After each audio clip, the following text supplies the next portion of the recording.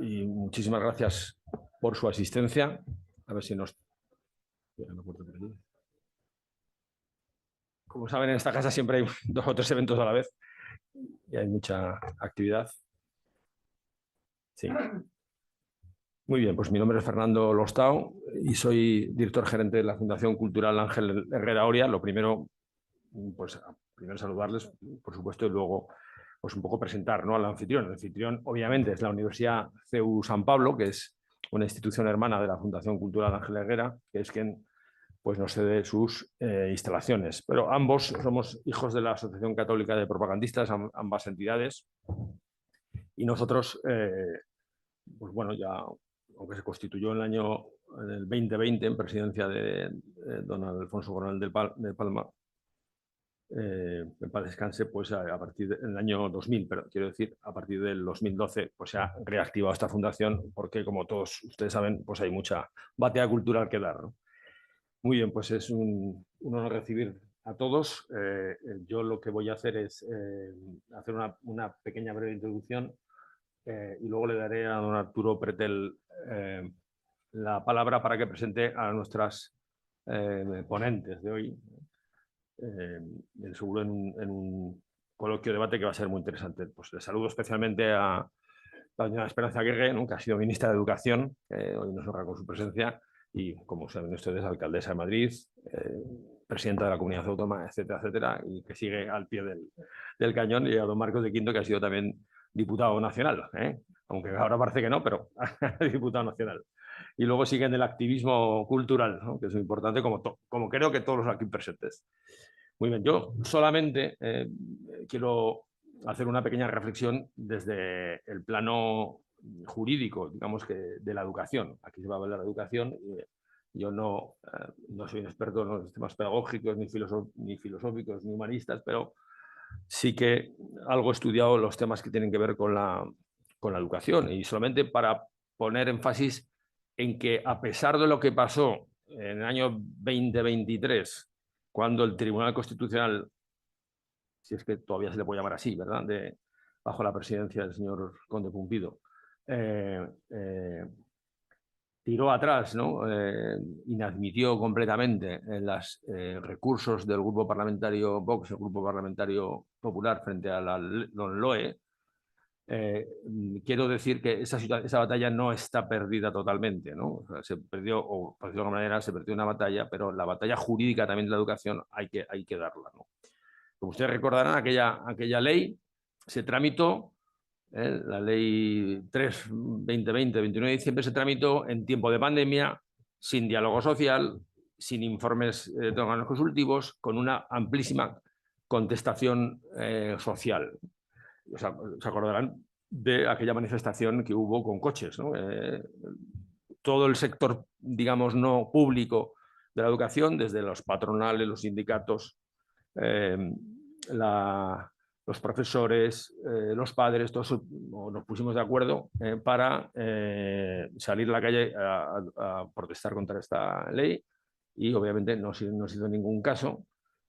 Además, esta casa de la Asociación Católica de Propagandistas se ayudó jurídicamente, se hizo un informe que se entregó a los grupos parlamentarios que quisieron para argumentar los recursos, ¿no?, frente al Tribunal Constitucional, pero aquello no fue posible. Yo solamente recordar 2 o 3 cosas de esta ley, ¿no? Cambió el paradigma del derecho a la educación, porque creó un derecho a la educación pública, cuando la Constitución crea un derecho a la educación y no a la educación pública. Entonces se privilegió el sistema público frente al concertado, o al privado y al concertado, cuando amplísima jurisprudencia del Tribunal Constitucional decían otra cosa. Se eliminó la demanda social como criterio para adjudicación de plazas. Vienen tiempos de menor demografía y ahí hay un riesgo de que las escuelas públicas se queden sin alumnos. Se eliminó la posibilidad del concierto de la educación diferenciada, y también se eliminó la posibilidad del derecho de los centros a obtener suelos públicos de los ayuntamientos para la construcción de colegios concertados o privados. Y en materia de religión, se eliminó la religión dentro del listado de asignaturas, ¿no? Más luego pues, se creó todos estos principios tan peligrosos como el de la perspectiva de género, ¿no? Como un criterio fundamental o una perspectiva que tener en cuenta en todos los procesos educativos. Entonces, ¿qué hizo el Tribunal Constitucional? Pues se sacó el tema de encima como pudo, en contra de mucha jurisprudencia muy consolidada en materia de la igualdad de los centros concertados y los centros de la escuela pública, en materia de la demanda social como un factor importante, en cómo debe de ofrecerse la asignatura de religión para que pueda ser elegida, no como se está pasando ahora, que se ofrece como una asignatura adicional y además sin asignatura espejo para que pueda ser elegida de modo limpio. Bien, y todo esto se lo quitó de encima, más o menos diciendo, sintetizando, porque no me quiero extender mucho más, sintetizando, dijo que lo que pasaba es que eran opciones políticas, son opciones políticas de política legislativa que el Tribunal Constitucional tiene que respetar como cabrían otras. Pero lo cierto, y esto es un argumento boomerang, que cuando entró a valorar las competencias de las comunidades autónomas, dijo, bien, es cierto, porque se recurrió también el hecho de que se dejara mucho espacio a las comunidades autónomas. Y es cierto que la Constitución dice que la legislación básica es del Estado, 141.30, pero las comunidades autónomas tienen la capacidad de desarrollo legislativo. Y entonces, ahí es lo que digo yo, es boomerang, porque en este momento cabría una posibilidad de que las comunidades autónomas de otro signo político legislaran precisamente en desarrollo de legislación, dado que esta es una opción política, como el propio Tribunal Constitucional, y caben otras, pues a lo mejor las comunidades autónomas de otro signo podían podían proteger la demanda social, podían proteger más los centros concertados, podrían hacer que la oferta obligatoria de la religión, otra cosa es la elección por las familias voluntaria, pero la oferta debe hacerse de modo obligatorio, fuera una oferta limpia, no fuera una asignatura adicional, fuera eliges esta o eliges esta, o religión o ética, o religión de historia de las religiones, o religión o filosofía budista, para que o sea, que es lo que quiero decir. Primero, que no hay una jurisprudencia consolidada en contra, porque da la impresión de que cuando se perdió esas sentencias ya se ha acabado. No, no se ha acabado. Fue una sentencia, digamos, no definitiva en absoluta, y que respeta las opciones políticas del gobierno. Decías, muy discutible técnicamente, pero no vamos a entrar en eso. Pero lo cierto es que caben otras opciones y que las comunidades autónomas, digamos, pueden legislar para una mayor protección de la libertad de educación. En definitiva. Es un poco lo que quería decir en esta introducción y ya no me quiero pasar más. Y ya, por favor, Arturo, presenta por favor a nuestras invitadas de lujo. Muchas gracias. Pues muchas gracias doblemente por esta presentación y por acogernos en tu casa, en este lugar, en este templo del saber, como es un salón de actos universitarios. La tertulia del Jovial Cetáceo continúa con sus actuaciones en colaboración y bajo vuestro paraguas aquí, y tenemos esta tarde el reto de hablar sobre educación. Para eso contamos con dos personas inmersas en este mundo que nos van a poder aportar, estoy seguro, muchísimos argumentos para poder hablar. Nosotros somos una tertulia, lo que pretendemos aquí es que después de las intervenciones de los ponentes podamos establecer un diálogo, haya un intercambio de opiniones y podamos aprender. Para eso contamos en primer lugar con María Ángeles Muñoz Martínez, que va a ser la presentadora de nuestra ponente, doña Alicia Delibes Liniers. María Ángeles es una buena amiga y es la directora de la Escuela de Gobierno y Liderazgo de la Universidad Francisco de Vitoria. Yo creo que con sus conocimientos y con el conocimiento de los escritos de doña Alicia, pues seguro que nos va a ayudar a entender este contexto. Y por supuesto, nuestra invitada en esta intervención de esta tarde, es doña Alicia Delibes Liniers. Sobre su currículum y sobre sus méritos y su trayectoria, seguro que María Ángeles nos va a ilustrar, y no es mi tarea esa. Mi tarea es únicamente el hacer esta pequeña introducción, y luego, cuando termine doña Alicia Delibes de exponernos su intervención, pues ayudar al diálogo, a poder establecer las preguntas y las intervenciones y moderarlo de la mejor forma posible. Al terminar esta tertulia tendremos un vino que compartiremos entre todos. Doña Alicia firmará ejemplares de su libro para quien lo quiera tener en su poder.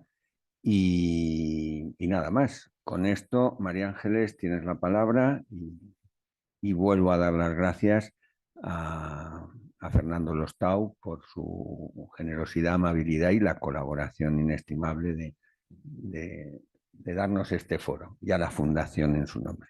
Cuando quieras, María Ángeles.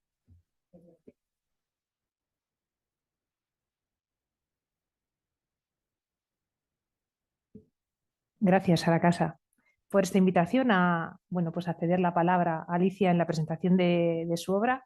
Efectivamente, como bien comentabas, pues dirijo la Escuela de Gobierno y Liderazgo Isabel la Católica en la Universidad Francisco de Vitoria, y bueno, pues en esta institución nos dedicamos a identificar y acompañar jóvenes con vocación pública, precisamente pues para cubrir estas áreas, estas lagunas que observamos cada vez mayores, ¿no? de carencia de líderes de servicio que sean capaces de trabajar de manera coherente en la generación de espacios públicos, legislación, políticas públicas, dirección pública, al servicio de la transformación positiva de la sociedad, ¿no? Además, bueno, pues tengo experiencia en ámbito público, en administración pública, en distintas áreas, y bueno, me es muy grato la coincidencia, no puedo dejar de mencionarlo. Empecé en área de educación, en el Partido Popular, muy cercana en aquel momento en área educativa con Esperanza Aguirre, que está aquí, y bueno, ha sido una grata sorpresa la coincidencia, precisamente para hablar de educación. Sin más, bueno, pues qué decir de Alicia Delibes, licenciada en Ciencias Exactas por la Universidad Complutense, que comenzó a dar clase de matemáticas al terminar la carrera por allá en el 72, cuando aún no se había implantado totalmente la Ley General de Educación de 1970. Trabajó en su momento en colegios privados, en el Instituto Ramiro de Maeztu de Madrid, uno de los más emblemáticos, ¿no? de nuestra ciudad, sin duda, y allá por el 76-77 dio clases a hijos de inmigrantes españoles en la Casa de España de Frankfurt, en institutos de San Sebastián, Ávila, Madrid. Profesora contratada en la Escuela Europea de Luxemburgo durante 7 años, del 87 al 94. Conozco bien el Ateneo, o sea, sería interesante el Ateneo de Luxemburgo, cruzar conversación sobre la política educativa, ¿no? y la visión antropológica de estos centros educativos. En 2003, nombrada directora general de Ordenación Académica de la Consejería de Educación de la Comunidad de Madrid, y donde entonces, a partir de entonces, en 2007, fue nombrada viceconsejera, cargo que mantuvo hasta 2015. Y ya en 2017 la destinan como consejera de Educación de la Delegación de España ante la OCDE y la UNESCO. Desde el 19 hasta su jubilación, presidenta del Consejo Escolar de la Comunidad de Madrid.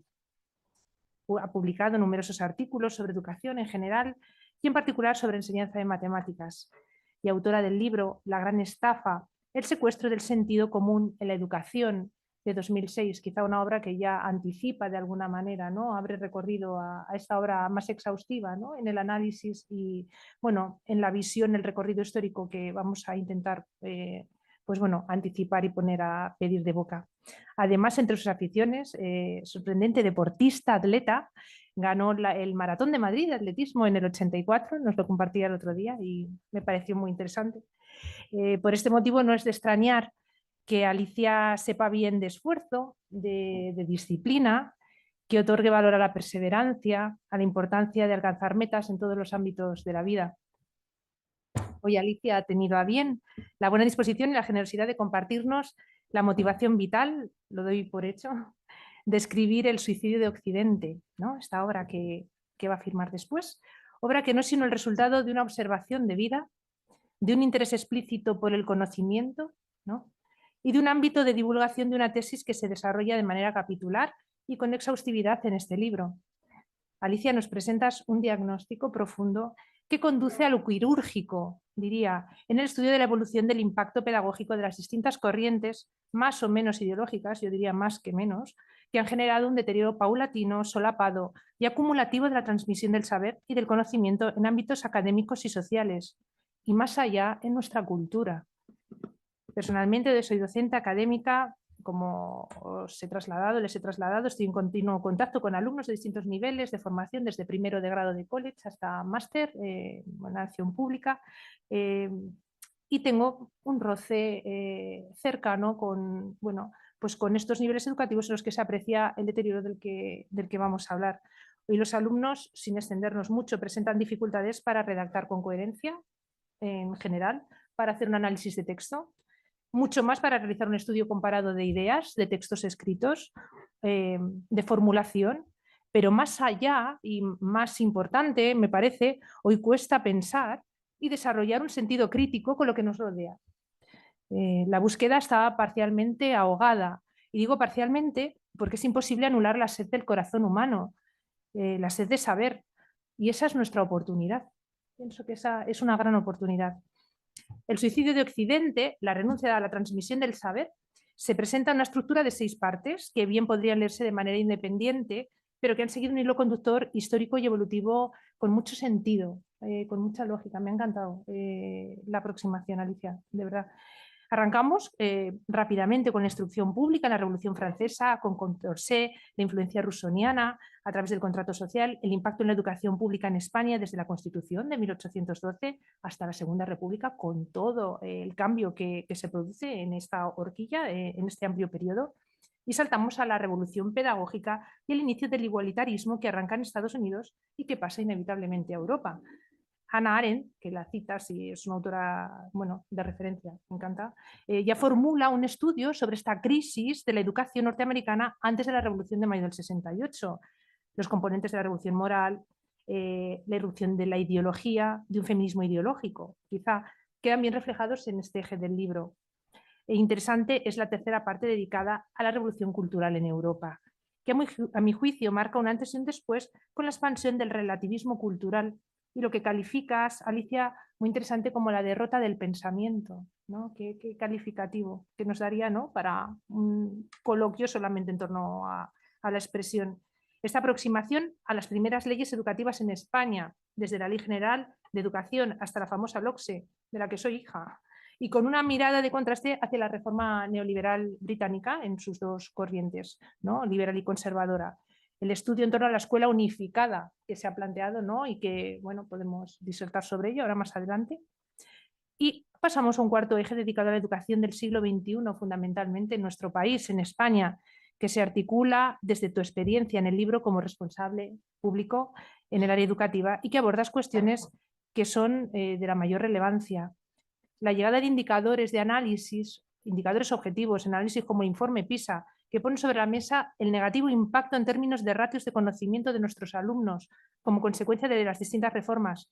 Nuestros alumnos de 15 años obtienen los peores resultados de la Unión Europea, algo que nos duele profundamente.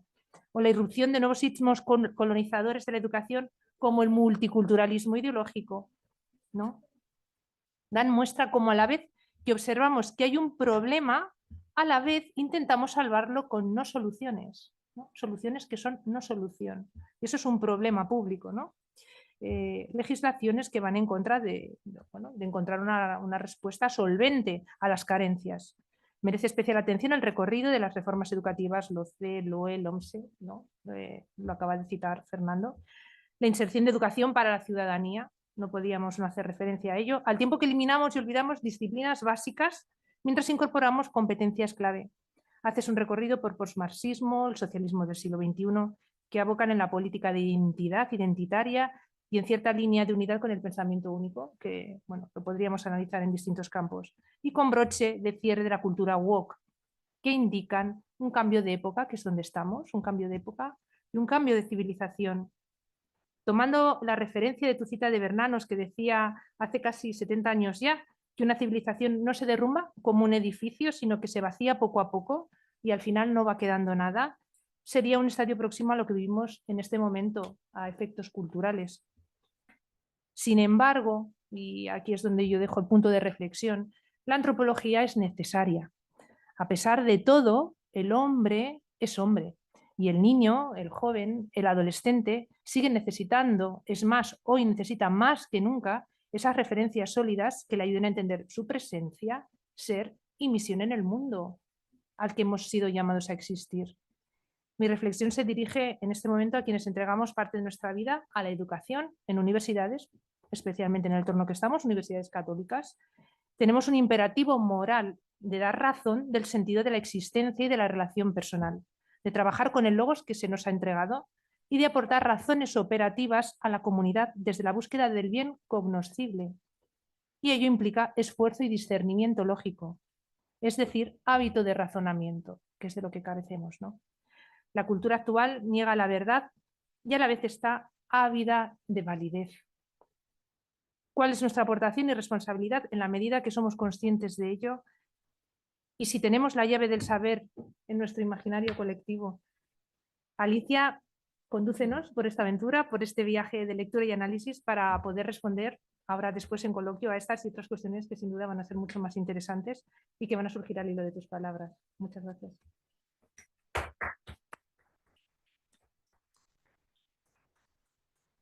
Bueno, Ángeles, has hecho un resumen tan magnífico que no sé si yo voy a poder completarlo bien. Gracias, Fernando, por recibirnos aquí. Gracias, Arturo. He tenido la suerte de conocer este club vuestro, jovial, cetáceo. Estaba preocupada por no decir juvenil. Entonces ya no me atrevía muy bien a decir la segunda palabra, jovial cetáceo, que se han tomado tanto interés, Antonio sobre todo, porque yo viniera hoy aquí a contar mi libro. Es exacto lo que has dicho de que este no es mi primer libro, es mi segundo libro. Y mi primer libro lo escribí, es mucho más finito, se llamaba La gran estafa, el secuestro del sentido común en la educación. Me hicieron algunas entrevistas entonces y lo que más me preguntaban es por qué decía secuestro y no sencillamente la pérdida del sentido común. Entonces yo insistía, es que se ha hecho a propósito. O sea, es que no es una pérdida de sentido común, es que se ha secuestrado el sentido común. Eso me recuerda ahora a unas declaraciones de Pablo Iglesias que hizo en una vez, que yo lo estaba escuchando, y dijo, hablaba de la revolución cultural, de Gramsci, de la hegemonía cultural, y dice, bueno, aclarándonos, lo que se trata es de cambiar el sentido común de la población. Y en eso están, no podía decirlo más claro, o sea, lo que normalmente nos ha parecido de sentido común, ahora resulta que no es de sentido común. Entonces, ¿cómo hemos llegado hasta aquí? Pues es un poco lo que yo quería escribir en este libro. En el primero, pues quizá yo además lo ponía en el prólogo, que lo que quería saber es cuándo se había jodido el Perú de la educación, parafraseando a Vargas Llosa en un personaje que se llama Zabalita, me parece, en Conversación en la Catedral. Ahora yo creo que sé cuándo y sé cómo. Entonces lo que he pretendido hacer en este libro es explicar cómo se ha llegado a esta ley que, bueno, has dicho, Fernando, que es una cosa bastante insostenible desde el punto de vista jurídico. Bien, pues para centrarme ya en el contenido del suicidio Occidente, primero me gustaría explicar, porque es lo que ahora me suelen preguntar, es que si no es un poco exagerado llamar a la pérdida de la instrucción suicidio de Occidente. Bueno, el título me lo sugirió un libro de Neil Ferguson. Es que todas las cosas al final se acaban enlazando. Neil Ferguson es historiador británico que vive en Estados Unidos y que se casó con Ayaan Hirsi Ali. Ayaan Hirsi Ali estuvo en esta misma sala hace una semana. Y Ayaan Hirsi Ali, que yo la he seguido toda su obra traducida al español, es una mujer que ha luchado políticamente y socialmente contra el multiculturalismo. El multiculturalismo ahora ya parece que ya no se llama multiculturalismo, dijo ella el otro día aquí, sino que se llama diversidad. Pero al final es lo mismo, es encerrar a un grupo de gente en una cultura y ponerle ya el sello. Ella hablaba siempre de los musulmanes, si son musulmanes se les manda a barriadas especiales y se impide su integración pretendiendo que lo que están haciendo es conservar su identidad. Esto es un poco el concepto también que ha llevado a esta locura diversificativa. Tenemos una nueva izquierda que lo que se llama es identitaria y que lo que hace es formar colectivos a base de esa victimización y que nadie se salga del colectivo porque ya no es de los buenos. O sea, que si yo hago un colectivo de homosexuales, si hay un homosexual que quiere ser de derechas, no puede. Y si es de derechas, ya fuera. Está condenado. Entonces, es el mismo juego realmente que el multiculturalismo que tanto atacaba Hirsi Ali. Hirsi Ali ha hecho unas declaraciones hace un año que han provocado bastante. Es decir, que se había convertido al cristianismo. El otro día aquí pues, le preguntaron mucho por qué. Ella da unas explicaciones personales y da otras políticas. Dice, es que me he dado cuenta que la única manera de que realmente Occidente tiene de luchar contra su autodestrucción es el cristianismo. Y entonces, bueno, pues es muy interesante la vida de Ayaan Hirsi Ali, es muy interesante todo lo que ella ha escrito y es un personaje que bueno, sale en mi libro bastante porque yo hablo bastante de esa corriente multicultural, ¿no? Bueno, mi historia empieza en la Revolución Francesa y con un aspecto que creo que es muy interesante porque no es solamente que Nicolas de Condorcet es un personaje interesante, matemático, era un intelectual, como le llamaron sus biógrafos, un intelectual en la Revolución. Pero es que Condorcet prepara un plan de instrucción pública en el que el Estado no tenía más misión que decir qué es lo que se tenía que aprender. Es decir, que legislar sobre la instrucción y no sobre la formación completa del individuo. Y además él escribe un montón de memorias sobre educación y deja bien claro que cuando él lo llama instrucción, no es que piense que la educación es solo instrucción, como ahora los que se meten con la palabra instrucción dicen. No, la formación completa del hombre tiene una parte que es su instrucción, su desarrollo cultural, y tiene otra parte que es su educación moral, la educación religiosa, las opiniones. Dice, eso no es cuestión del Estado, porque entonces el Estado lo que va a hacer es crear un mundo con un pensamiento único. Entonces, él lo ve perfectamente cuál es el problema de uniformizar la educación, es lo que han hecho todos los proyectos totalitarios que ha habido. Entonces, yo me creí que aquello quedó así y nada más, pero encontré una historia bastante entretenida, bueno, interesante, mejor, de un jacobino aristócrata que presentó una enmienda a ese proyecto de Condorcet en la Asamblea Francesa. Y en esa enmienda él decía que no estaba de acuerdo, que lo de la instrucción estaba muy bien, pero que el Estado debía ocuparse de la educación completa del ciudadano, porque si había que cambiar el régimen, se había que olvidar para siempre a los poderosos del antiguo régimen, era preciso que el Estado se hiciera con el niño casi desde la cuna hasta su mayoría de edad. Eso se quedó ahí porque es que este hombre, al salir del juicio en el que se condenó al rey, pues él votó a favor de que se le condenara a muerte. Entonces, al salir, el Palais Royal, un guardia real que había por ahí, con una espada, le atravesó y le mató. Entonces se convirtió en el gran defensor de la libertad de los revolucionarios franceses. Tiene pequeñas historias de la Revolución Francesa bastante apasionantes.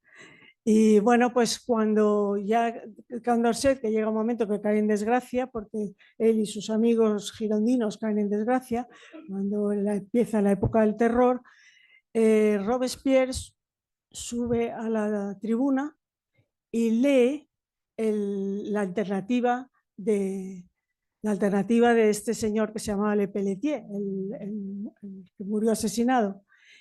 Y dice: estoy totalmente de acuerdo con la postura de Le Pelletier y no con la postura de Condorcet, porque si verdaderamente queremos cambiar el régimen, tenemos que crear un hombre nuevo.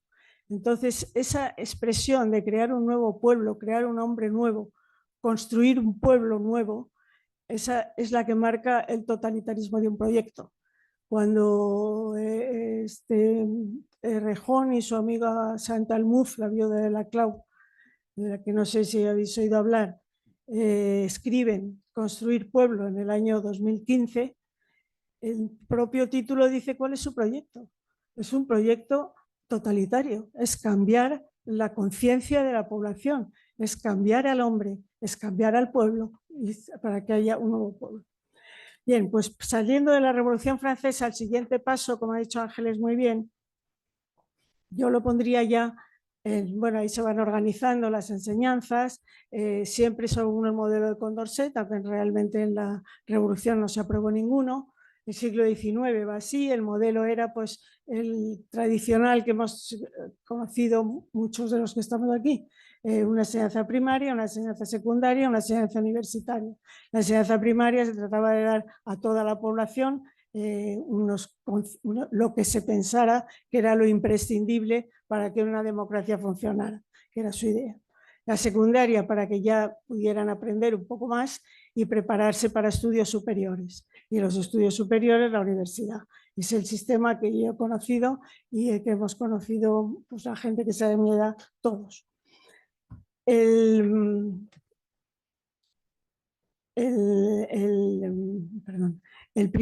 La primera pista que llega de que eso no va a ser eterno, a mí me la dio Hannah Arendt en un artículo que se llama La crisis de la educación. Esto es un ensayo que corresponde a una conferencia que ella da en Alemania cuando está viviendo en Estados Unidos. Era el año 1958.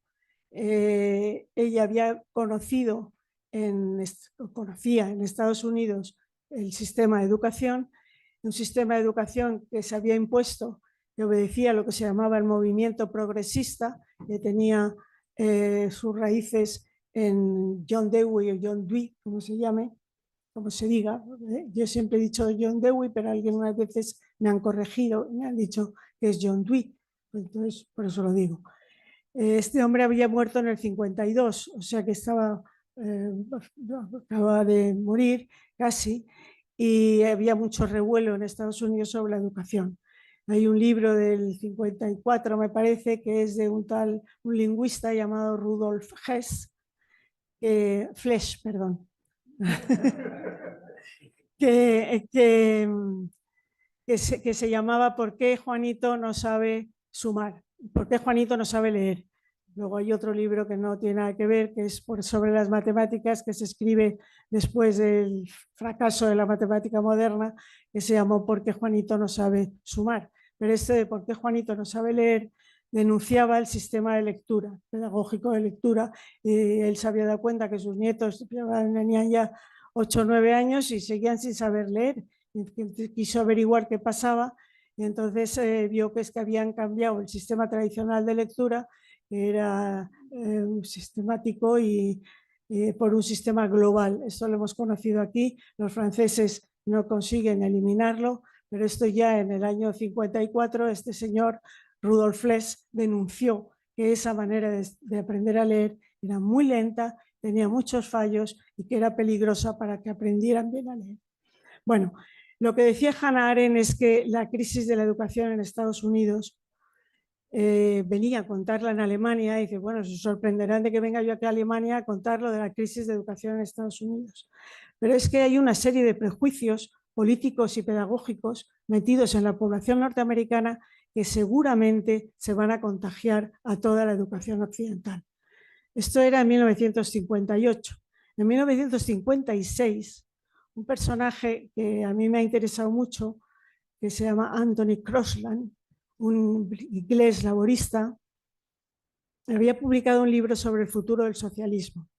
En ese libro, El futuro del socialismo, había dicho, bueno, el nacionalismo, la nacionalización de las empresas, ya esto es una cosa que no conviene al laborismo si quiere perdurar. Pero lo que hay que hacer hincapié es en controlar la educación. Entonces, él especialmente quería controlar el sistema de educación británico que se había implantado en 1944. El sistema, cuando ya se estaba terminando la guerra, pues empezaron a pensar que los gobernantes y sobre todo los encargados de la educación, que habría que democratizar el sistema tradicional de enseñanza, que había que prolongar probablemente después de la guerra la edad de escolarización obligatoria y que a ver cómo se iba a hacer eso. Entonces el ministro británico, Butler se llamaba, creo, inventó un sistema tripartito. El sistema tripartito consistía en que al terminar la primaria, los más capaces para el estudio tendrían que hacer un examen y si aprobaban ese examen, que se llamaba el Eleven Plus, pasarían a unas grammar school, que eran unas escuelas públicas, pero de mucho nivel, para el que se necesitaba ser buenos resultados académicos. Luego hacía también centros de enseñanza más parecidos a unos centros de formación profesional y un tercer modelo que eran las Comprehensive School, que eran escuelas donde no hacía falta aprobar ningún examen. Los que no aprobaban el examen cursaban esas Comprehensive School y lo que decía Crosland es que las Grammar School, unas escuelas de élite pagadas por el Estado, era un atentado contra la igualdad, un atentado contra la democracia y que por encima de su cadáver, si alguna vez tenía la posibilidad, la suprimiría. Efectivamente, tuvo esa posibilidad porque en el año 65 fue ministro de Educación en Inglaterra. Entonces, lo primero que hizo fue una circular diciendo que ya no se podían abrir más Grammar School y que todas las Grammar School poco a poco se irían transformando en Comprehensive School. Esto se quedó así hasta que Margaret Thatcher fue ministra de Educación. Entonces anuló esa circular, pero ella cuando cuenta su vida y cuenta su vida política, dice que la gente estaba tan convencida de que el sistema comprensive era mucho más moral que un sistema tripartito que parecía imposible revertir la ley esa de Crosland. Entonces, bueno, pues ella lo que hizo fue ya cuando fue primer ministro, primera ministra, preparó una nueva ley de educación para reformar el sistema. Por supuesto que las Grammar School prácticamente se quedaron, no sé si hay 160 o algo así, que quedaron ahí, no ha habido más. Y la batalla de la Grammar School es una batalla de los conservadores británicos que han intentado dar de vez en cuando, pero que no funciona. O sea, es ya un asunto bastante inamovible. Curiosamente, cuando Margaret Thatcher saca su reforma en 1989, un año después salió nuestra reforma LOCSE de 1990.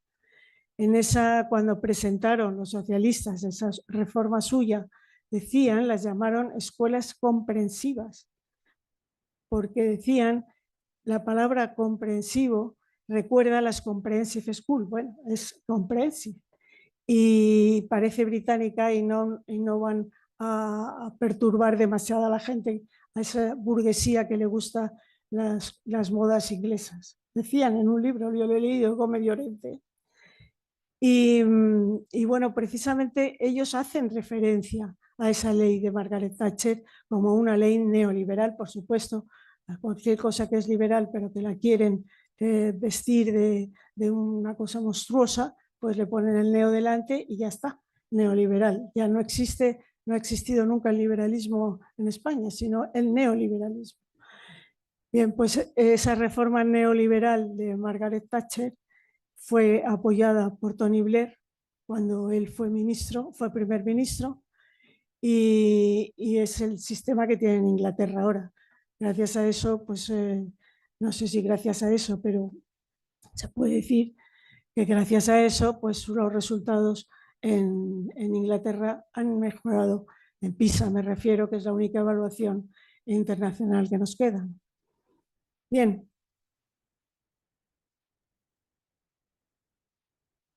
Pues para cumplirse la profecía de Hannah Arendt, eso de que se iba a extender por toda la educación occidental, la educación progresista norteamericana, aparece esa revolución pedagógica de mayo del 68.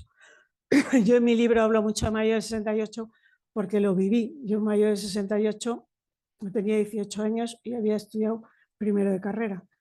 Yo en primero de carrera yo había ido a un colegio religioso, no sabía nada de política, mi familia era de derechas de toda la vida y no tenía ni idea ni de lo que era casi un partido político.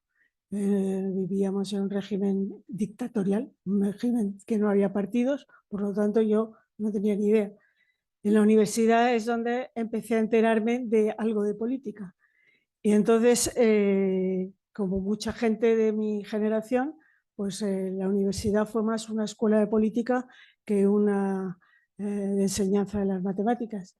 Yo recuerdo mis años de universidad donde iba a clase poquísimo, iba mucho a manifestaciones y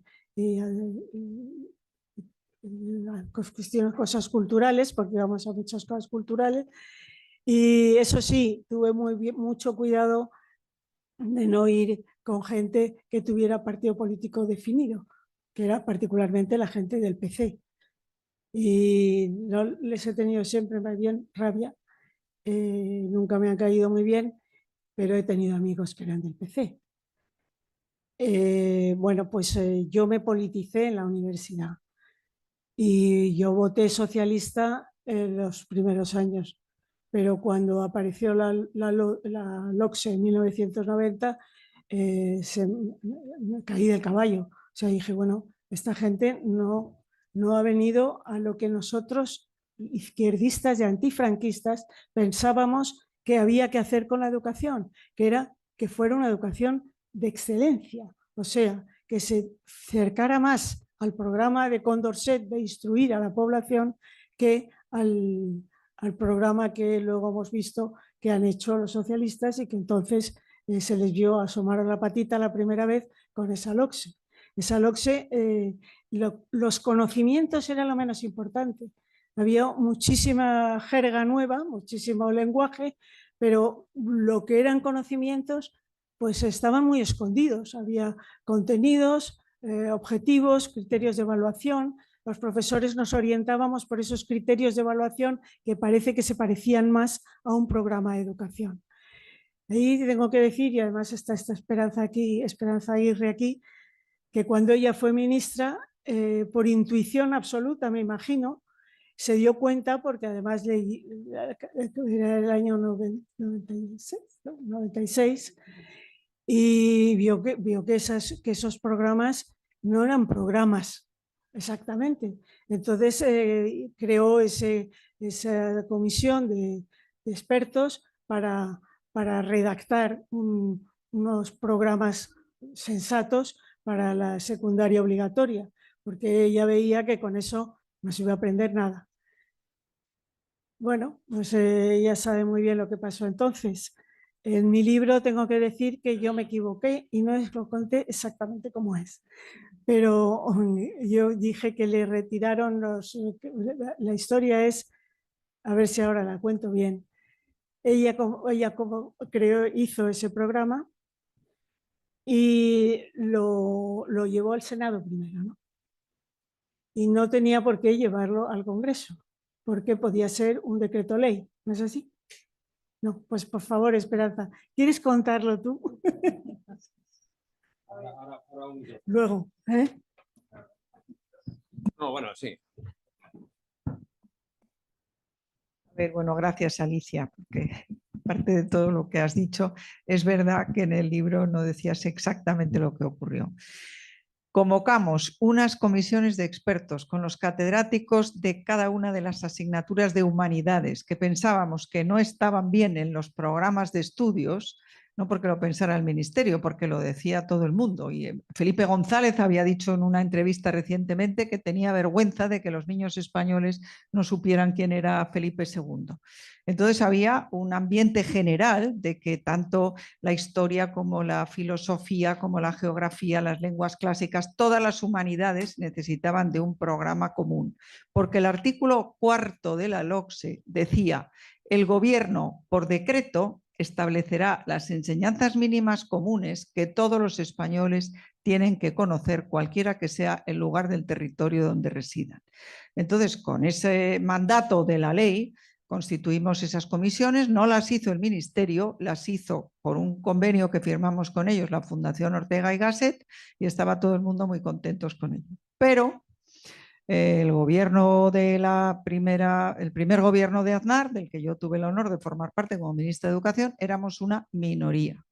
Y entonces los que se llamaban minoría catalana presentaron en el Congreso y en el Senado, y se vio primero en el Senado, una proposición no de ley que decía que la ministra retire el proyecto de decreto de enseñanzas mínimas de humanidades.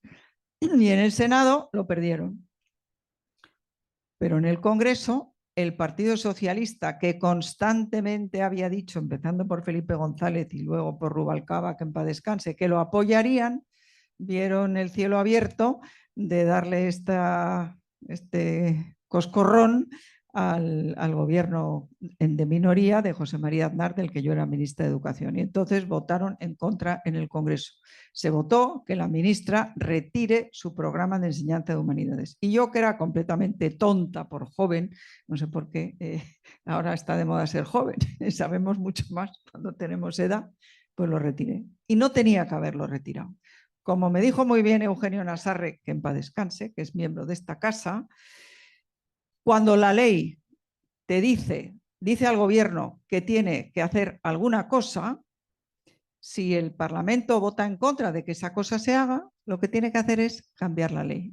Y yo no lo hice. Y es el mayor error político que yo he tenido en mi larguísima carrera. Esa es la historia.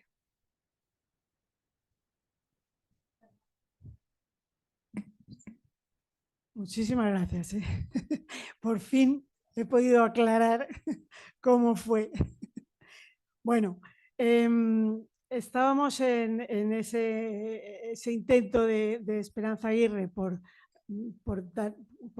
utilizar el sentido común y esa imposición de los socialistas de que no querían. Entonces, ¿qué es lo que pasa con los socialistas para que se opongan a cualquier intento de mejora de la educación o cualquier cambio de su idea sobre la educación? Entonces, si vuelvo a 1970, que es la Ley General de Educación, es una ley que tenía el fantasma de mayo del 68 muy cercano.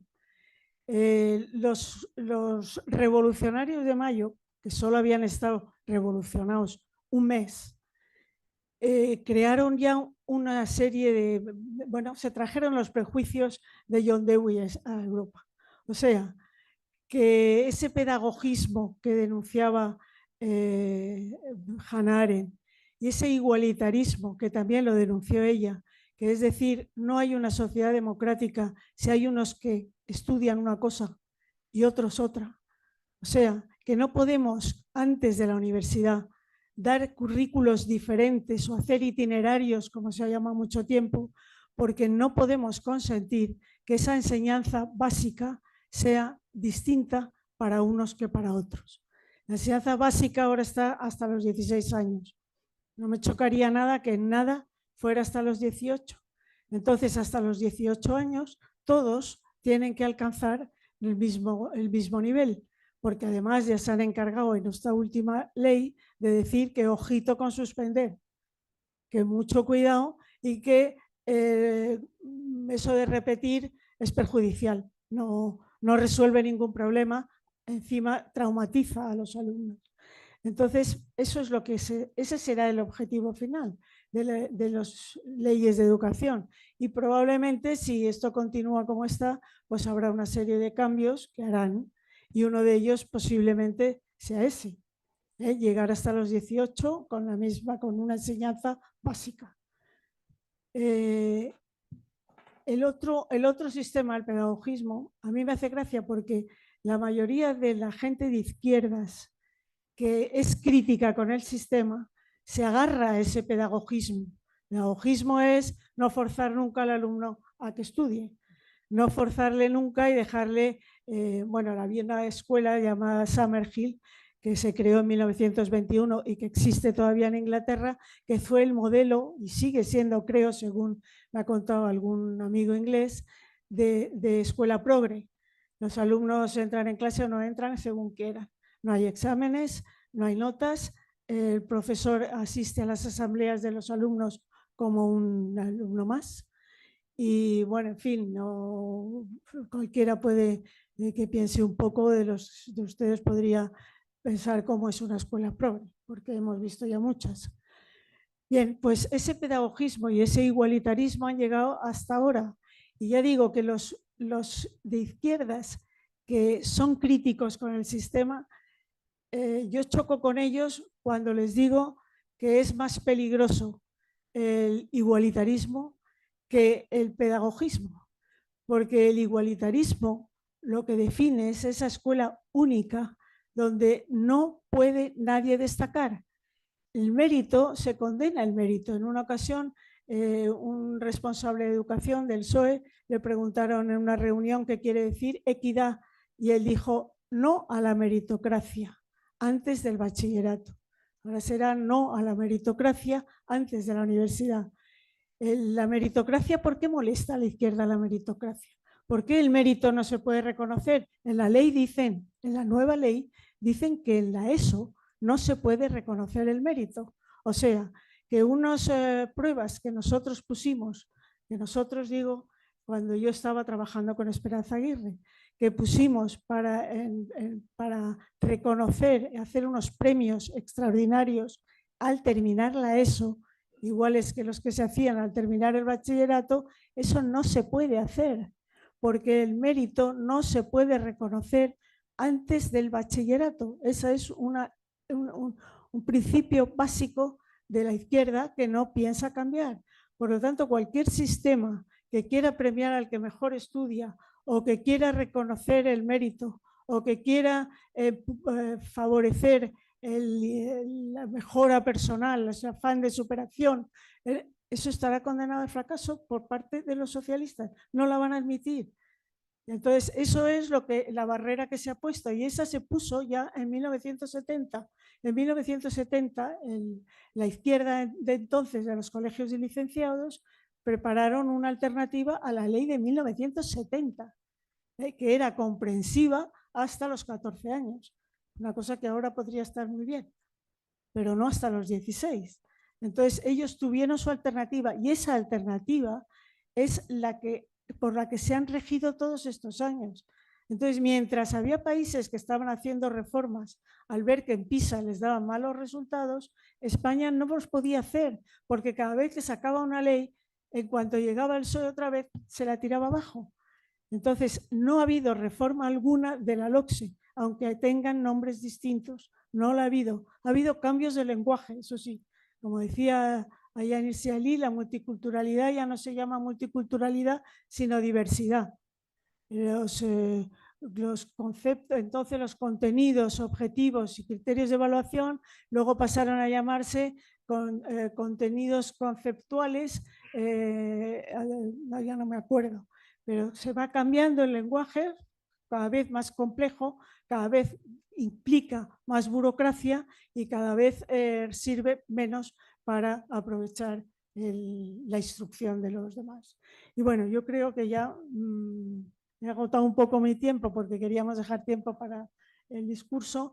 Queda una pata ahí, que es que tiene que ver y cuándo aparece este wokismo, que ahora nos preocupa. A ver, nosotros conocíamos lo que hemos conocido. Ahí te faltaba el historial, pero es que yo creo que yo no lo puse cuando os lo di. Estuve 2 años en el Ayuntamiento de Madrid, 2 años de concejal. En el 2015, cuando Esperanza Aguirre fue candidata a la alcaldía, entonces yo quise ir con ella. No era exactamente por ir con ella, que sí, porque es una magnífica jefa de equipos. O sea, yo no he visto nadie que organice un equipo educativo como el que tuvimos en los 12 años que yo estuve ahí, primero con Luis Peral y después con Lucía Figar, con un entusiasmo por cambiar cosas y por introducir cosas que, bueno, que en el libro alguna cosa he contado, pero alguna vez puedo contarlas todas, pero me llevaría bastante tiempo, ¿no? Pero ¿qué te iba a decir?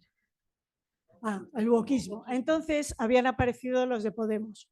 Los de Podemos aparecen por primera vez en unas elecciones europeas, que en el 2014 me parece.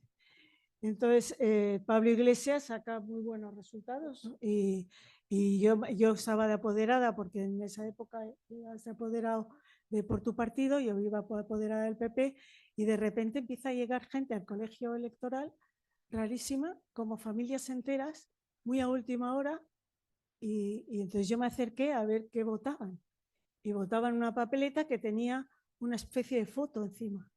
Era la foto de Pablo Iglesias. Entonces, esa fue la primera vez que apareció Podemos en la escena política.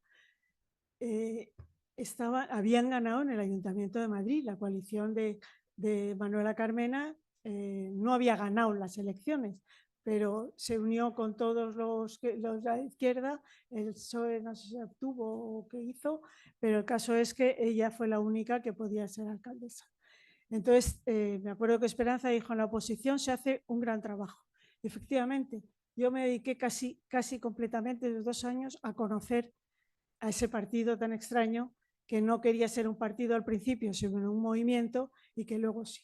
Así descubrí el personaje Laclau argentino, que era un hombre que había ido, se había cogido la residencia en Londres en 1969, le había fichado un historiador inglés llamado Eric Hobsbawm, no sé si lo digo bien, que fue muy conocido, que era marxista cerrado, o sea que no había manera de que se hiciera ni socialdemócrata ni nada parecido. Él era marxista y de los antiguos. Vale.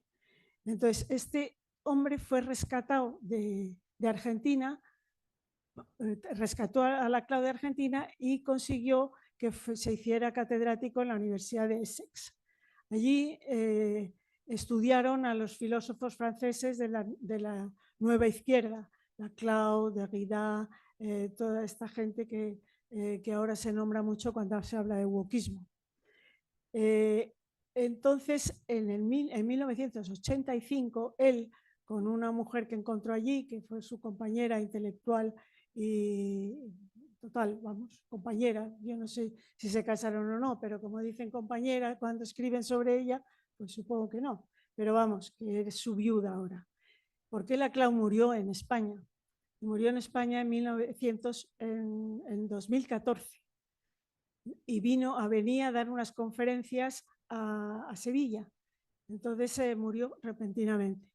Su viuda, Chantal Mouffe, una belga que trabajó con él en Essex, es muy amiga, se hizo muy amiga de ese movimiento Podemos. Le llevaron mucho a la tuerca, la movieron mucho, y ella escribe un libro que es ese de Construir Pueblo con Errejón. Escriben juntos ese libro que se publica en 2015. O sea que en 2014 aparecen ya como partido político. En 2015 cuentan su doctrina en ese libro Construir Pueblo. Y a partir de ahí ya entran en la política. Bueno, luego las elecciones que ya Sánchez decidió ir con los podemitas a media. Bueno, ya no voy a contar la historia porque además se me olvidan las fechas y lo voy a hacer mal. Pero no sabíamos esto del wokismo. Yo me enteré poco antes de la pandemia, que, bueno, una amiga mía que vivía en Estados Unidos me dice, pero tú no sabes, en las universidades americanas tienes que elegir los pronombres con los que quieres que te nombre. ¿Qué es eso? No sé qué, ya me lo explicó. Luego empezaron a contar las cancelaciones, el Me Too apareció también en el 17 o algo así. Entonces ya empezamos a enterarnos un poco de qué era eso.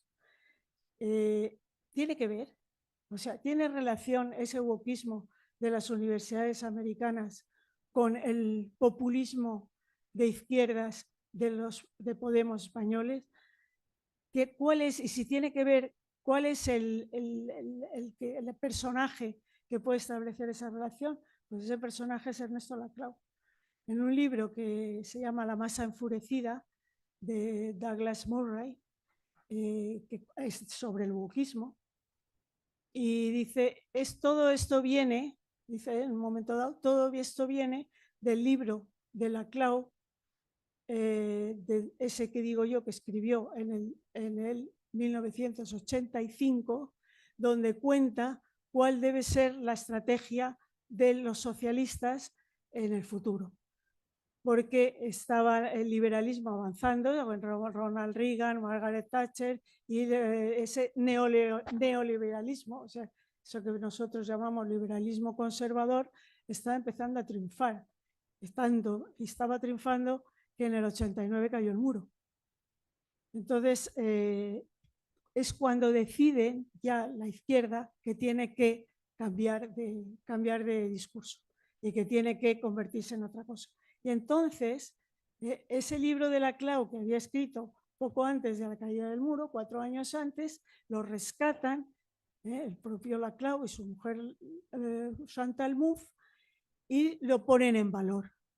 ¿Qué explicaba? Pues cómo tenía que ser toda esta política identitaria de los grupos, de las victimizaciones y de todo eso. O sea que es lo mismo. Es lo mismo. Una cosa es la universidad y otra cosa es la política y la gente que no va a la universidad. Pero al final es el mismo, el origen es el mismo. Es eso de ya los pobres, los obreros no son pobres, y hemos descubierto que ellos lo que quieren es ser ricos y además quieren prosperar, y entonces prefieren unos gobiernos de derechas, unos gobiernos liberales, que son los que permiten que el individuo prospere. Entonces, no puede ser. ¿Qué hay que hacer? Reorganizarse. ¿Cómo? De una manera colectiva, porque la esencia del comunismo es el colectivismo, es que la sociedad no considera un grupo, que es un conjunto de individuos que tiene que desarrollar cada uno de ellos su propia personalidad, organizar su propia vida y, eso sí, que cuente con que tiene, no es un egoísta que se queda encerrado en lo suyo, tiene que compartir y trabajar por un bien común. Pero el gobernante tiene que gobernar para el individuo, no para los colectivos, que es lo que está haciendo ahora. Entonces, la interpretación de Laclau fue esa. Esto va a ser mucho más moderno, va a gustar muchísimo más, es mucho más cool, mucho más guay. El feminismo, el antirracismo, el anticolonialismo, y luego además añadimos a que la civilización occidental todo lo ha hecho mal. Es un pecado la colonización, es racista, es capitalista y es machista y no sé qué más, porque es un desastre. Entonces, ¿cómo vamos a decir que vamos a transmitir conocimientos de una civilización que está condenada por un grupo muy grande de nuestra sociedad? Evidentemente, una izquierda nunca va a admitir que reproduzcamos los valores y los saberes de nuestra civilización occidental. Los matemáticos dijeron una vez, abajo Euclides. ¿Qué pasaba? Que ya no querían saber nada de los clásicos. Los romanos acabaron, los cristianos ni te cuento. Entonces, ¿qué pasa? ¿Qué queda de la civilización occidental? Pues yo les invito a acompañarme a pensar, porque realmente me dicen que hablo muy poco, pero puedo hablar bastante. Y, bueno, yo y creo desde que... luego doy muchas vueltas a toda esta locura, como dice Douglas Murray, el mundo se ha vuelto loco. Bueno, pues vamos a poner...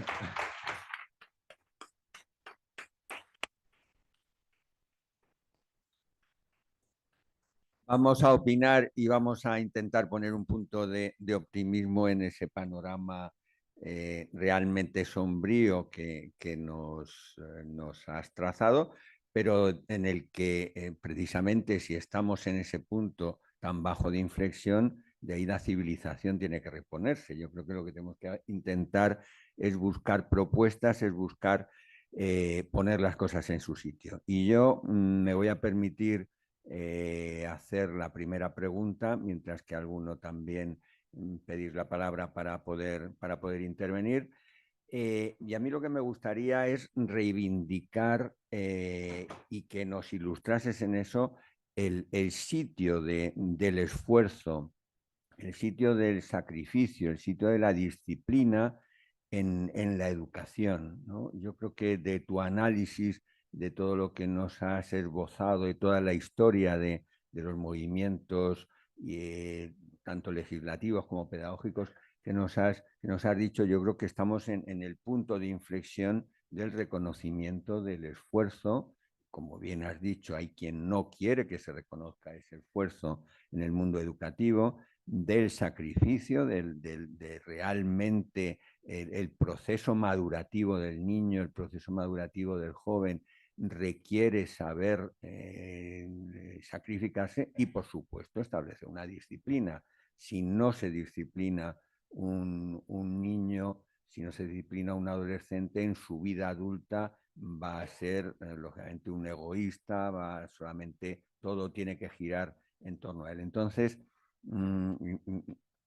eso unido a lo que también has dicho, el intento de estas nuevas corrientes pedagógicas en sectorizar a la sociedad, en establecer auténticos guetos y que solamente se responda a las necesidades específicas, separar a la gente, ¿no? Entonces, danos un punto de esperanza, danos un punto de qué tenemos que hacer los que ahora mismo tenemos nietos, los que tienen hijos y los que pueden influir en este campo para que se restablezcan todos esos valores que creo que compartimos y que son importantes para la sociedad. Yo creo que por lo menos en el mundo en que yo me muevo ahora, sí hay mucha conciencia de que esto, de que hay que resistir a este envite absoluto. Y bueno, hay algunas cosas que están pasando. El otro día la propia Irse Ali dijo que ella había votado a Trump y que bueno, que no es que le pareciera un tipo maravilloso, pero que sí era maravilloso lo que decía. Y que ella en su experiencia política había aprendido no a fijarse en el aspecto que tiene la gente cuando se presenta a unas elecciones, sino fijarse en lo que cuenta y en si ha hecho en su vida algo que verdaderamente dé confianza para que se le pueda elegir. Y que ella todo eso lo había visto en Trump y que entonces no tenía ningún apuro en decir que ella había votado a Trump y que su marido también. Bueno, pues luego yo creo que esta guerra se acabará ganando, pero lo que no se puede es ser como borregos. Es que es muy impresionante. Yo siempre cuento lo del mercado de mi barrio. Y es que a los poco tiempo de aparecer la palabra sostenible dentro de la ley, en la ley de educación nueva, todo tiene que ser sostenible. La educación sostenible es una educación sostenible. Y no sé, eso que lo definido no debe entrar nunca, la definición no debe, no me acuerdo cómo era, pero es así, nunca sabe lo que quieren decir, porque se repite, entra en un círculo vicioso. Entonces, en el mercado de mi barrio, todo era sostenible ya. El cordero era sostenible, los huevos eran sostenibles, todo era sostenible. Digo, pero bueno, ¿están locos o qué? Entonces yo pasa que no me atreví, pero yo pensé ir a la carnicería y decir, ¿me puede dar usted unos filetes que no sean sostenibles, por favor? Entonces, lo del cambio climático, lo mismo, pero ¿por qué tienes que repetir? Piensa un poco. Si no hace falta grandes estudios de ingenieros ni de científicos para decir que es una locura pensar que esto que ha pasado en Valencia es por el cambio climático. Yo qué sé si es por el cambio climático, pero si lo que no se ha hecho es responder mal a este problema, pues piensa a ver por qué. Eso ya no puede ser por culpa del cambio climático. Y además el cambio climático sirve para desresponsabilizar al político de sus obligaciones. Eso sí, porque como el PSOE no hace más que política, no se ocupa de la gestión de nada. No quiere saberle. Cuando hay un problema, lo primero que hace es ponerse de lado, que es lo que hizo Sánchez con esto y es lo que pasó también en la pandemia. Se quitó de en medio. Esto, bueno, mejor que no me asocien a este problema a mí. Entonces, el cambio climático, la sostenibilidad, son cosas. Entonces, sí, la gente toma conciencia individual. O sea, la responsabilidad, lo decía Hayek cuando hablaba de educación en un libro de los Fundamentos de la Libertad, que lo cito yo ahí. La responsabilidad colectiva no existe.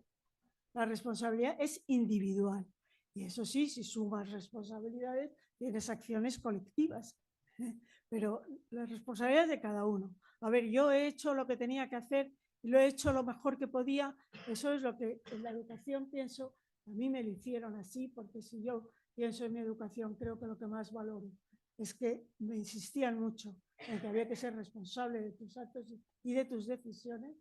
Pues eso es yo creo que es lo fundamental en la educación de los niños. Pero yo no soy educadora ni pedagoga. Yo he escrito lo que he descubierto que ha pasado. Bueno, es suficiente, por favor. Sí. Alicia, bueno, has hecho un recorrido en el libro, es extraordinario, de cómo hemos llegado hasta aquí. Entonces, hablando de lo del wokismo, ¿no? Pues también por la experiencia política, ¿no? Porque ahora en las elecciones de los Estados Unidos, una de las cosas que se dice es que el wokismo pues ha sido derrotado, ¿no? Y después Vance, por ejemplo, que va a ser el vicepresidente, tiene una conferencia extraordinaria que se llama The University is the Enemy, ¿eh? El enemigo es la universidad. Y entonces parece ser que ellos, por lo menos, que todo ha venido de los Estados Unidos y ahora con este cambio, si lo proyectas hacia el futuro, pues te estoy pidiendo un poco lo contrario de lo que haces en el libro, ¿no? ¿Cómo hemos llegado hasta aquí? Si precisamente ese cambio piensas que va. A mí me parece muy optimista esa frase de que está derrotado el wokismo. No creo que se derrote tan fácilmente. Y luego además España, si miras el recorrido, va siempre un poco detrás de todos los demás. Entonces es posible que Trump la han elegido porque la sociedad americana mayoritariamente estaba harta. Yo no sé si la sociedad española está harta, porque Sánchez gusta a mucha gente. Y miente tanto y engaña tanto que... Entonces, no sé si tendremos nuestro Trump alguna vez.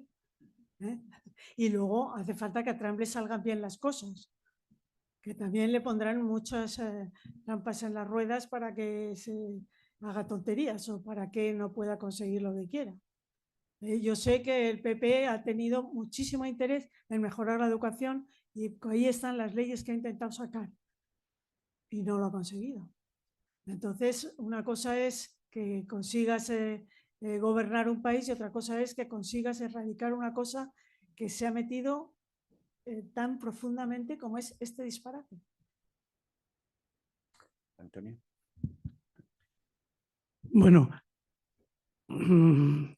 no sé cómo explicar la impresión que me ha causado tu conferencia y sobre todo la que me ha causado tu libro, ¿no? Retornando a nuestra cultura de raíz católica, me ha venido a la cabeza lo de las obras de misericordia, ¿no? Las obras de misericordia que ahora están devaluadas, pero para mi formación moral fueron básicas, ¿no? Y hay una que no se cita mucho, que es enseñar al que no sabe, ¿no? Tú has hecho con tu libro y con tu conferencia una obra de misericordia, al menos conmigo, ¿no? Enseñando al que no sabe, ¿no? Cosa que te agradezco profundamente. Y creo que yo, que ya me he leído, no entero, pero creo que he leído lo suficiente del libro, prácticamente entero, recomiendo, pero vamos, todo lo que puedo recomendar, que leáis el libro a los que habéis venido aquí y que lo difundáis, ¿no? Pero también hay alguna objeción, ¿no?, que comentar, ¿no? Porque claro, efectivamente no hay duda que la izquierda tiene la responsabilidad básica de la evolución que has contado, ¿no? Pero yo tengo mi historia, ¿no? Es cierto que algunas cosas se veían venir. Yo fui de los últimos que hice el PREU y tuve, creo que fue el último curso que hubo PREU, tuve a Gómez de Llorente de profesor de filosofía. Y ya nos dijo que los conocimientos, que el conocimiento no era lo importante, era la interpretación lo importante, ¿no? Entre otras muchas cosas, ¿no? Porque yo ya me sorprendió a mis 17 añitos que tenía yo entonces, aunque ya empezaba a leer y a darme cuenta de alguna cosa más que de otra, ¿no? Pero luego todo esto me lo fui encontrando, lo que estás contando, fui encontrando antecedentes, incluso en mi mundo, en el mundo cristiano en el que yo me crié y en el que he desarrollado en gran parte de mi vida. Pues me fui encontrando, cuando me encontré con mis hijos en el colegio, me encontré un colegio católico de los conocidos de Madrid, vamos, en el que efectivamente, no sé si los métodos, pero los conocimientos estaban desterrados ya. El uso de la memoria estaba desterrado. Mis enfrentamientos con los profesores, es decir, pero hombre, ¿cómo se puede consentir que los chavales no se aprendan esto? Es que no hay que entender. Los profesores eran entusiastas del método este. Y estamos hablando, bueno, ya de hace muchos años, de hace 30 años casi, ¿no? Y mi conclusión, el conocimiento de lo que está pasando en muchas comunidades autónomas, de todo signo, ¿eh? Tengo cierto conocimiento de Andalucía con la divinización de Blas Infante, que es ya el eje de la cultura andaluza, y en Galicia, donde la enseñanza de la historia de España ha desaparecido, ¿no? Y son comunidades que no son de izquierda. No digamos en Cataluña, el País Vasco, con gobiernos de derecha o centro derecha. O sea que mi intuición es que ha tenido muchos cómplices la izquierda para que triunfara este mecanismo. No sé tú lo que opinas, pero yo tengo esa intuición, esa preocupación, ¿no? Que han colaborado todo el mundo, iba a decir yo que hemos colaborado todos, pero sería una falsa molestia. Yo creo que me he enfrentado cuando he podido, incluso con la gente de mi mundo, del mundo católico, viendo que participaban de esta evolución.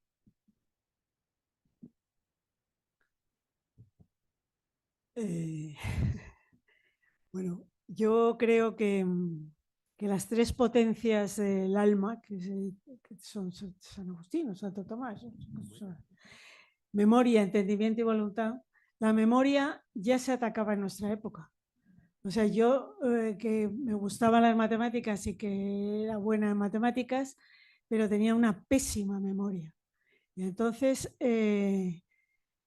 no les parecía mal, porque hay que comprender, no hay que aprender de memoria. Luego he descubierto que la memoria me hubiera sido mucho más útil que las matemáticas, probablemente, porque saber cosas es muy gratificante.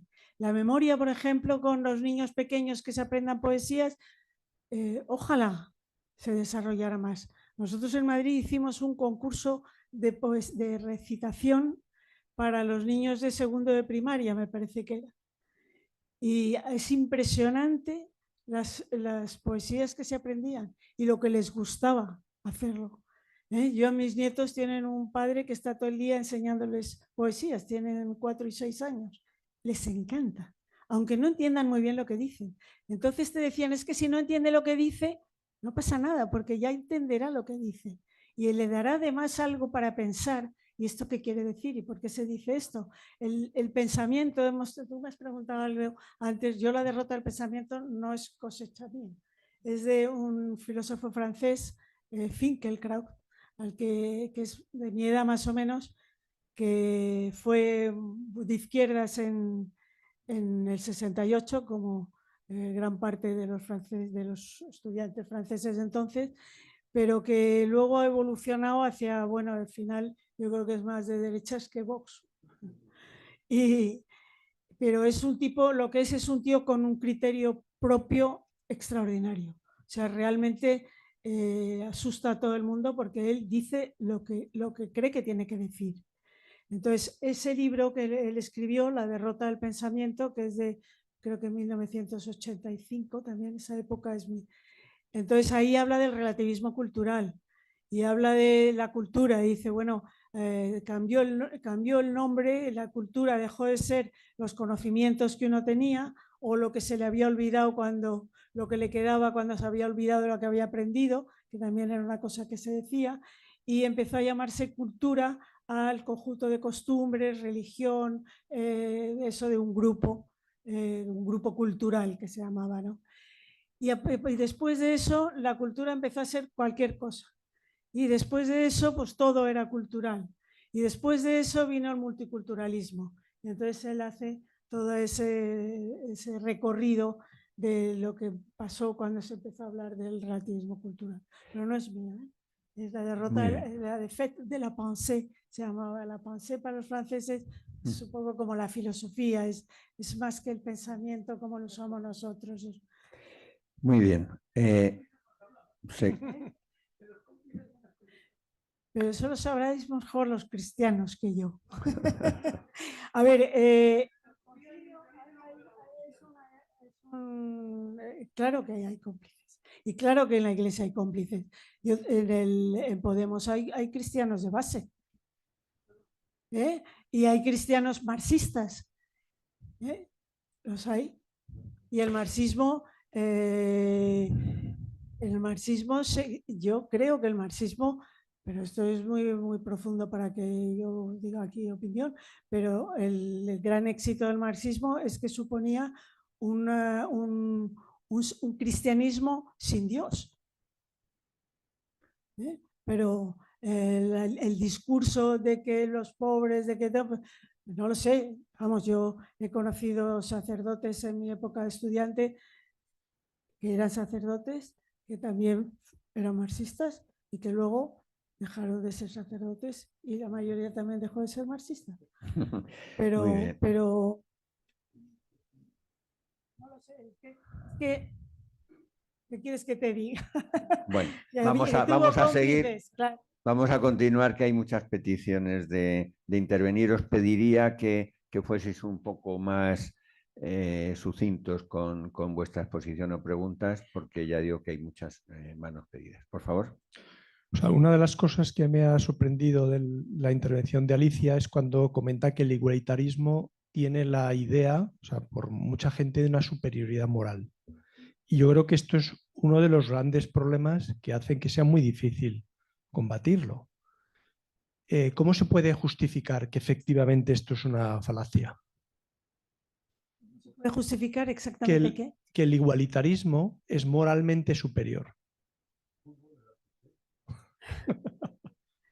A ver, el igualitarismo, como se ha llamado en educación, y es el término acuñado por Macron en Francia, que empezó a decir que él iba a acabar con el pedagogismo y el igualitarismo que vienen del 68. En el 68 hay un libro que se leyó como la Biblia, escrito por un Pierre Bourdieu, que se llamaba, escribió dos libros, uno antes del 68 y otro después. Eran Los herederos y la reproducción. En el 64 publica Los herederos, lo leen muchísima gente del 68 y luego, visto el éxito de su libro, escribe otro 10 años después que se llamaba La reproducción. Entonces, en Los herederos dice el sistema tradicional de enseñanza está hecho por un poder, el poder fáctico que es el de la burguesía y va para reproducir las clases sociales. Porque si hacemos unos análisis, él era sociólogo, si hacemos, es un discurso que ahora tiene se tiene permanentemente, ¿eh? Si se hacen unas estadísticas, la gente, los chicos que son hijos de personas cultas sacan mejores notas que los que son hijos de personas que no tienen cultura, porque no tienen dinero o porque no tienen cultura, porque son inmigrantes a lo mejor y entonces han llegado a un sistema distinto por lo que sea. Por lo tanto, decía él, conclusión, este sistema tradicional de enseñanza está reproduciendo las clases sociales. Hay que acabar con él como sea. Entonces, ese es el origen de esto que ahora se llama igualitarismo. Por favor. Me encanta mucho, me encanta oírla hablar. Estoy en gran medida de acuerdo con algunas de las cosas que usted dice. Y yo veo que estamos un poco a por uvas. Vamos a ver, yo he sido profesor de instituto desde antes de la LOCSE. He ido viviendo todos los cambios. Y lo que veo es un progresivo, parafraseando a Hannah Arendt, banalización de la mediocridad.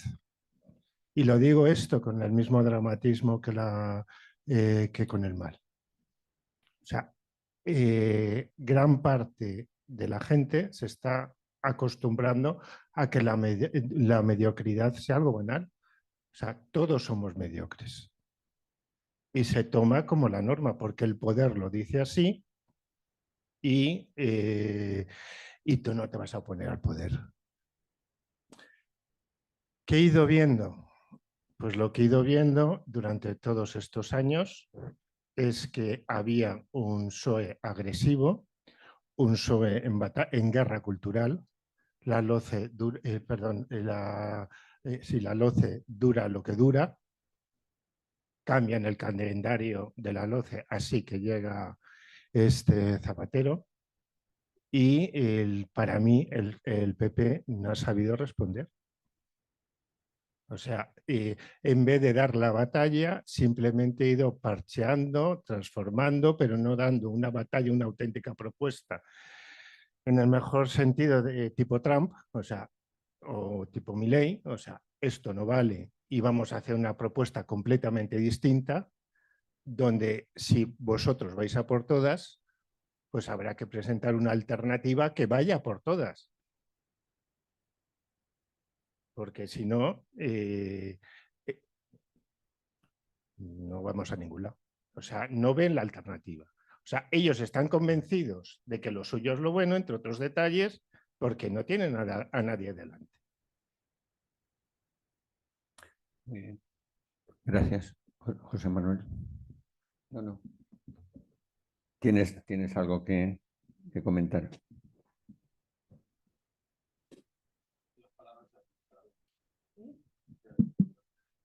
Sí, contéstalos a la vez. Ya queda esta intervención y otra y ya terminamos porque es que eso es muy tarde. José Manuel Cámara. Buenas noches. Muchas gracias por todas las palabras que he oído, porque reconfortan, la verdad.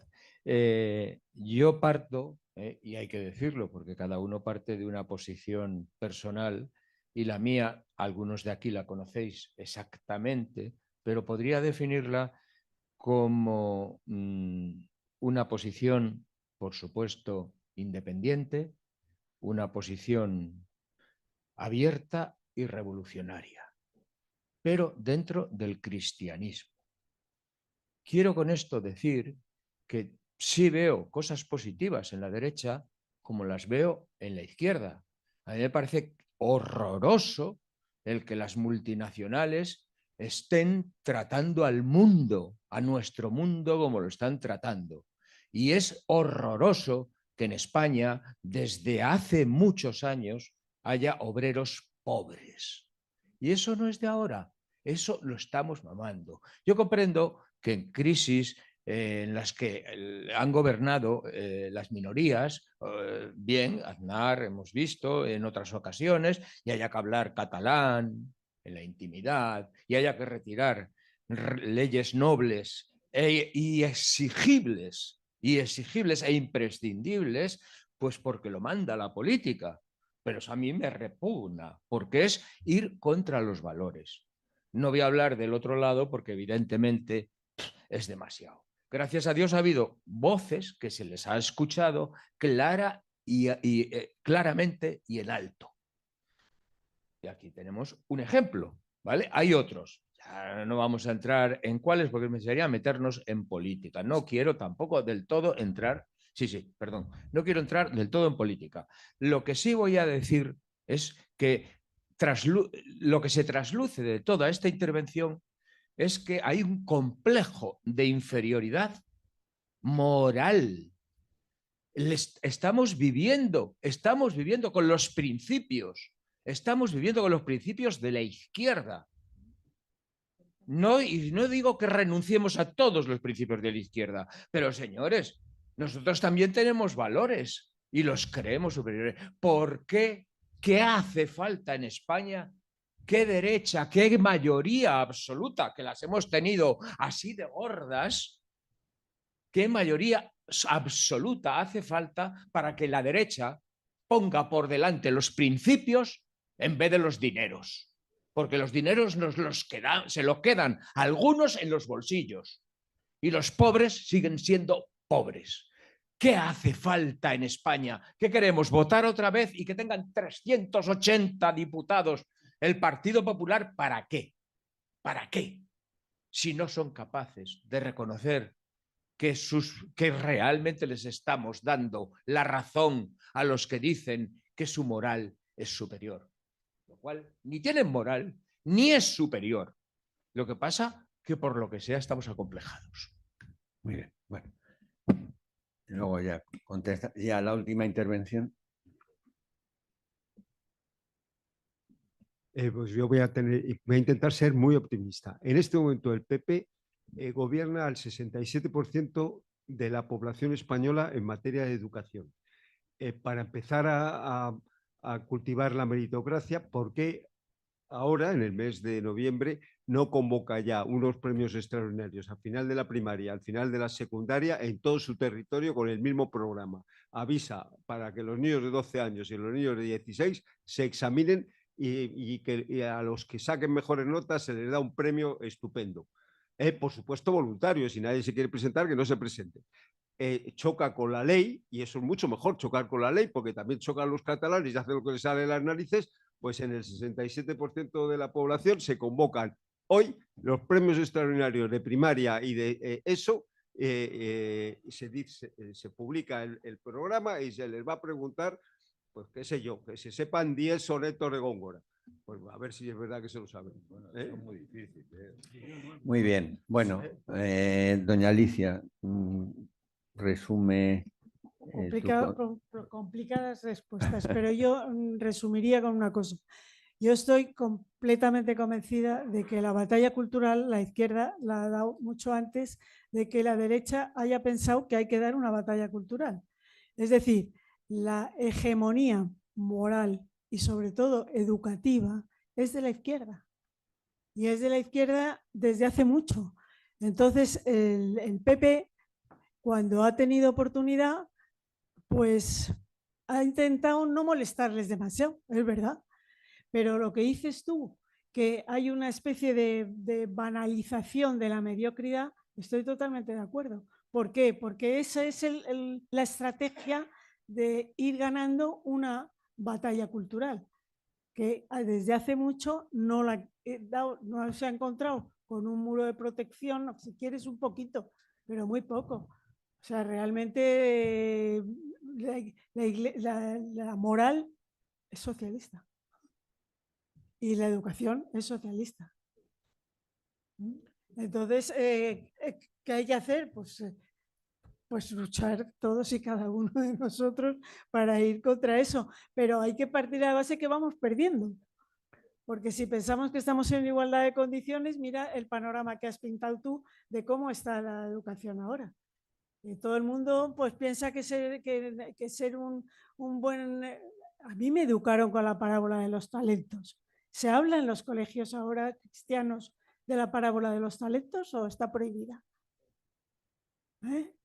Porque nosotros lo teníamos muy claro. O sea, tenías que desarrollar al máximo todas tus capacidades y eso lo tenías que hacer. Ahora Bueno, no sé yo. nosotros por lo menos sí que hemos aprendido. Yo creo que tanto tu intervención como las aportaciones que hemos oído, diversas, dispares, pero todas con la sana intención de que las cosas sean mejor en nuestra patria, yo creo que han quedado claramente plasmadas aquí. Muchísimas gracias, Alicia. Muchísimas gracias a María Ángeles. Va a terminar el acto nuestros anfitriones. Fernando, yo lo único que quiero deciros es que, bueno, nosotros vamos a continuar con nuestras tertulias. La próxima tertulia ya la tenemos apalabrada, va a versar sobre las mentiras del 98, va a ser José María Manrique, un coronel retirado, historiador bastante versado en este tema. Ya os anunciaremos las fechas, será ya después de Navidad. Y de nuevo reiterar las gracias a la Fundación Herrera Oria. Y Fernando, cuando quieras. Sí, muchísimas gracias, Arturo. Bueno, muchas gracias, Alicia y María Ángeles, por la vuestra intervención. Muy brevemente, primero, pues, yo creo que es tiempo de minorías creativas, ¿no? Y aquí hay minorías creativas y aquí se han oído voces muy interesantes, y yo creo que lo malo de lo positivo de estas situaciones es que hay mucha gente que está reaccionando. Por esta casa pasan todos los días iniciativas de gente como vosotros, como los que están hoy aquí, como el grupo, el círculo que tú representas, Arturo, y como muchas otras personas que estamos aquí, que están conscientes de la situación es dura y están plantando batalla en ese sentido. Y yo quiero anunciar, simplemente quiero hacer mi segundo de propaganda. 2 eventos que vamos a hacer nosotros, la Fundación Cultural Ángel de Herrera, que creo que pueden ser de interés y que los quiero dar a conocer. Uno es la semana que viene, no en esta aula, sino en la Facultad de Humanidades nuestra, la Facultad de Humanidades de la Universidad CEU San Pablo, Comunicación y Humanidades, que es en la calle Juan 2310, 5 minutos andando de aquí, instalaciones nuevas además. Es un congreso internacional sobre Chesterton, el legado hispánico de Chesterton en el 150 aniversario de su nacimiento. Va a estar pues expertos, los mayores expertos de España, desde Enrique García Máiquez, que es el que lo coordina, Trapiello, Juan Manuel de Prada, el obispo José Ignacio Munilla, Sergio Antuñano, Salvador Antuñano, García Mesanza, en fin, de la gente más preparada en España sobre Chesterton y, digamos, su legado hispánico. Eso va a ser el 28 y 29, ¿verdad, Isabel? En la facultad de... Con entrar en herreraoria.es, que es el dominio de nuestra fundación, herreraoria.es, se puede ahí ver la información de este acto y todos los que tenemos. Y ahí se puede uno inscribir. Y luego, el día 10, cuando se ha hablado de un poco de las tendencias estas de los movimientos estos de la renuncia a la historia, al legado histórico, al indigenismo y tal, el indigenismo, pues me he acordado de la película Hispanidad, un canto de vida y esperanza, ¿no? No sé si todos la han visto, pero bueno, aunque la hayan visto, se puede volver a ver el día 10. Propiciamos nosotros bastantes visionados de la película. Pues el que no la haya visto o la quiera volver a ver, el día 10 de diciembre, aquí encima, en el aula de magna de esta universidad, la volvemos a poner y también habrá algún profesor o profesora, en este caso una profesora de catedrática de Historia de América, María Saavedra, estará para ser quizá alguien más, para un poco dirigir el coloquio. O sea, el día 10 de diciembre creo que será a las 6:30. ¿De acuerdo? Pues nada más, muchas gracias y a ver si tomamos ese vino que nos habéis prometido. Ese vino.